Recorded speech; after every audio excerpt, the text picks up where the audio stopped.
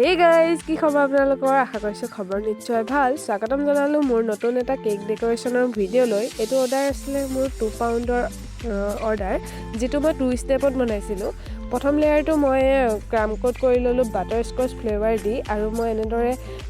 rose Patel দি পেলাই ডেকোৰেশন কৰিব বিচাৰিছিলো কিন্তু মোৰ দ্বাৰা নহলেগে মানে ভাল নহলে কাৰণে মই এনেদৰে প্লেন আইচিং কৰি ললো আৰু এটো ষ্টেপ মই 7 ইঞ্চৰ কেক টিমত বেক কৰিছিলো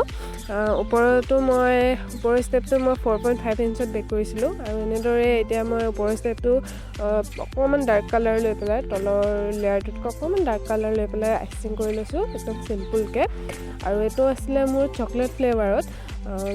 এটা তলৰটো আছিল বাটাৰ স্কচ আৰু এটো চকলেট কেকৰ এটো আছিল একচুয়ালি 2 পাউণ্ড কেকৰ অৰ্ডাৰ কিন্তু এয়াত মোৰ 2 পাউণ্ডতকে অলমোস্ট 3 পাউণ্ডে হৈছিলেগে যেহেতু মোৰ ভন্টিজনী ঘৰৰ ওচৰৰে আছিল ভন্টিজনী অৰ্ডাৰ দিছিলে সো মই তাইক মোৰ ফালৰ পৰা অকমান বাৰ্থডে বুলি এড কৰি দিছো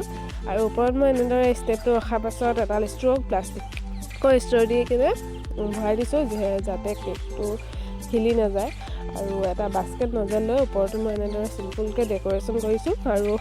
ৰ'জ নজেলডাল লৈ পেলাই এনেদৰে ফ্লাৱাৰ্স বনাইছো কেনেকুৱা আছে জনাবলৈ একদম নাপাহৰিব কমেন্টত আৰু যদি এই ভিডিওটো চাই ভাল পাইছে তেতিয়া হলে শেয়াৰ কৰি দিব আৰু সাবস্ক্ৰাইব কৰি দিবলৈ নাপাহৰিব তাৰপিছত এনেদৰে মাজত মই হোৱাইট কালাৰ ক্ৰীম দি পেলাই মাজত ফ্লাৱাৰ মাজত দিলো আৰু সাইডে সাইডে মই হোৱাইট ইয়েলো ডট ডট দি দিছো আৰু লিফ বনাই দিলো এনেদৰে তাৰপিছত বৰ্ডাৰটো মই হোৱাইটতে দি দিছো সিম্পল কে আৰু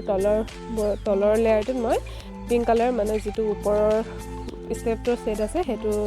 সেটতে মই তলৰটোৰ বৰ্ডাৰ বনাই দিলো কেনেকুৱা আছে জনাবলৈ একদম নাপাহৰিব আৰু যদি এই ডেকোৰেশন ভিডিওটো চাই ভাল পাইছে তেতিয়া হলে একদম শেয়াৰ কৰিবলৈ একদম নাপাহৰিব আৰু কৈ আছো যেনিবা কৰি দিও আৰু নতুনকৈ